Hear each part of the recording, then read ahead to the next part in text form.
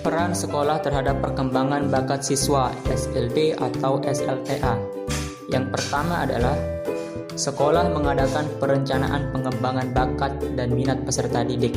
Tujuannya adalah untuk memberikan layanan yang tepat. Pemberian layanan yang tepat sesuai dengan bakat peserta didik memerlukan data yang akurat.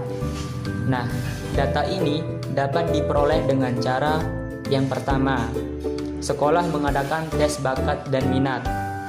Tes bakat dan minat ini digunakan untuk mengetahui kecenderungan kemampuan khusus pada bidang-bidang tertentu.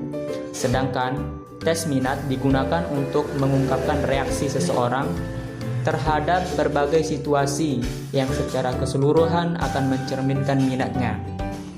Tes bakat dan minat ini biasanya dilakukan atas kerjasama lembaga psikologi.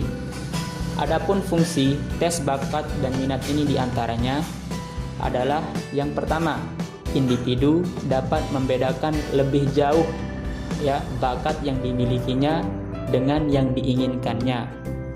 Kemudian bagi guru dapat lebih mudah mengembangkan bakat peserta didik yang sudah dikelompokkan berdasarkan bakatnya. Selain itu, sekolah juga dapat menggunakan metode angket. Angket adalah sejumlah pertanyaan tertulis yang digunakan untuk memperoleh informasi dari responden, dalam arti laporan tentang pribadinya atau hal-hal yang ia ketahui. Kelebihan metode angket ini adalah bahwa dalam waktu yang relatif singkat dapat memperoleh data yang banyak, tenaga yang diperlukan cukup sedikit, dan responden dapat menjawab dengan bebas tanpa pengaruh orang lain. Angket ini lebih mudah dilaksanakan karena sekolah dapat membuatnya sendiri tanpa bekerja sama dengan pihak lain dan bisa langsung digunakan. Sehingga data yang diperoleh dari tes bakat dan minat atau angket ini dapat digunakan untuk menentukan, mengembangkan bakat dan minat peserta didik. Berbekal dari data ini, perencanaan pengembangan bakat dan minat peserta didik dapat dilanjutkan. Kemudian selanjutnya, peran sekolah terhadap perkembangan bakat siswa yang kedua adalah implementasi, yaitu dengan cara yang pertama adalah meningkatkan layanan bimbingan dan konseling. Setiap peserta didik satu dengan yang lainnya itu berbeda dalam hal kecerdasan, bakat, minat, dan kepribadian, serta latar belakang keluarga dan pengalaman belajarnya. Perbedaan tersebut menggambarkan adanya variasi kebutuhan pengembangan secara utuh dan optimal melalui layanan bimbingan dan konseling. Layanan bimbingan dan konseling mencakup kegiatan bersifat pencegahan, perbaikan, penyembuhan, pemeliharaan, dan pengembangan. Bidang layanan yang dilakukan oleh konselor yang mencakup bidang layanan pribadi, layanan sosial, dan layanan karir itu dimaksudkan untuk lebih mengoptimalkan bakat sekolah dan peserta didik. Kegiatan ekstrakurikuler. Kegiatan ekstrakurikuler diselenggarakan dengan tujuan untuk mengembangkan bakat, minat, kemampuan, dan kerjasama serta kemandirian peserta didik secara optimal dalam rangka mendukung pencapaian tujuan pendidikan nasional. Perlu kita ketahui bahwa kegiatan ekstrakurikuler terdiri atas dua bagian. Yang pertama ekstrakurikuler wajib dan yang kedua adalah ekstrakurikuler pilihan. Ekstrakurikuler wajib berbentuk pendidikan kepramukaan, sedangkan untuk ekstrakurikuler pilihan dapat berbentuk latihan olah bakat dan latihan olah minat. Misalnya pengembangan bakat olahraga, seni dan budaya, pecinta alam, jurnalistik, teater, rekayasa, dan lainnya. Namun, perlu kita garis bawahi bahwa kegiatan pengembangan bakat dan minat peserta didik tidak akan berjalan lancar jika sekolah tidak menyediakan fasilitas dan sarana yang dibutuhkan. Penentuan kegiatan ekstrakurikuler juga harus disesuaikan dengan kondisi sekolah. Kemudian yang terakhir, Peran sekolah terhadap perkembangan bakat siswa yang terakhir adalah sekolah mengadakan evaluasi, yaitu evaluasi pengembangan bakat dan minat peserta didik.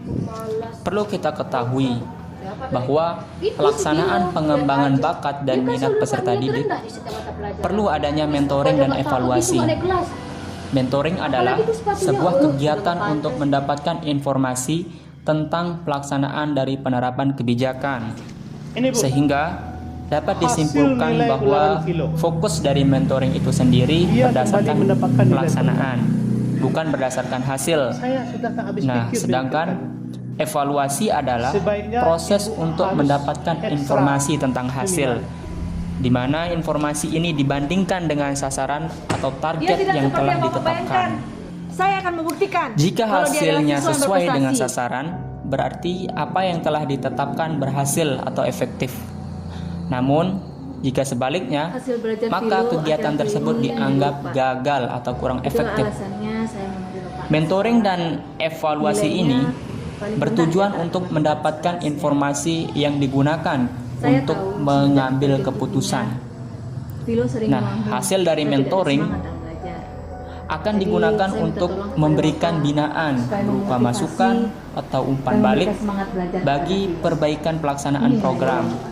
Sedangkan hasil dari evaluasi itu digunakan untuk memberikan masukan-masukan terhadap keseluruhan komponen.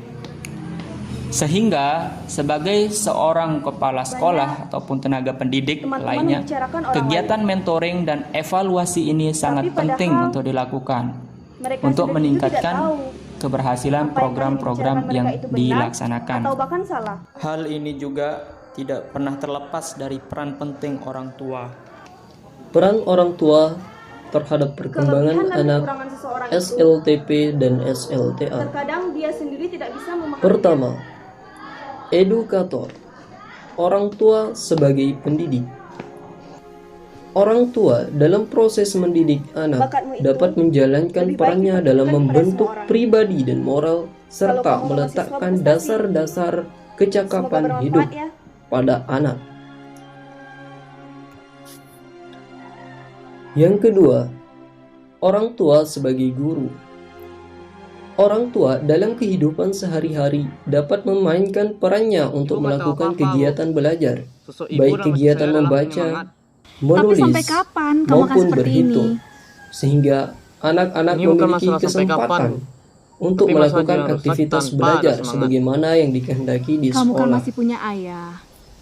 Sudahlah, Yang ketiga, Ibu tahu orang tua kamu sebagai adalah anak motivator.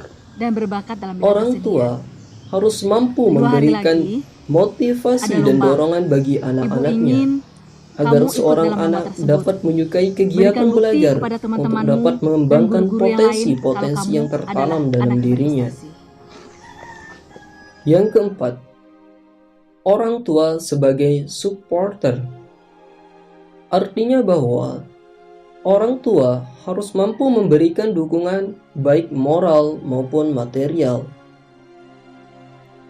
yang sangat diperlukan untuk dapat melakukan kegiatan belajar. Yang kelima, orang tua sebagai fasilitator. Orang tua seharusnya mampu menyisihkan waktu, tenaga, kemampuan untuk memfasilitasi segala kegiatan anak dan proses pertumbuhan dan perkembangannya. Orang tua juga harus mampu menciptakan lingkungan yang kondusif untuk terciptanya kegiatan belajar dan bermain bagi anak di rumah, sehingga memungkinkan semua kebutuhan anak untuk tumbuh dan berkembang dapat diraih dengan mudah. Yang keenam, orang tua sebagai model. Orang tua seharusnya mampu sebagai contoh dan teladan seorang anak dari berbagai aspek kecakapan dan perilaku hidupnya, supaya anak dapat mengikuti hal-hal yang baik di rumah sebelum anak menjalani kehidupan di tengah masyarakat luas.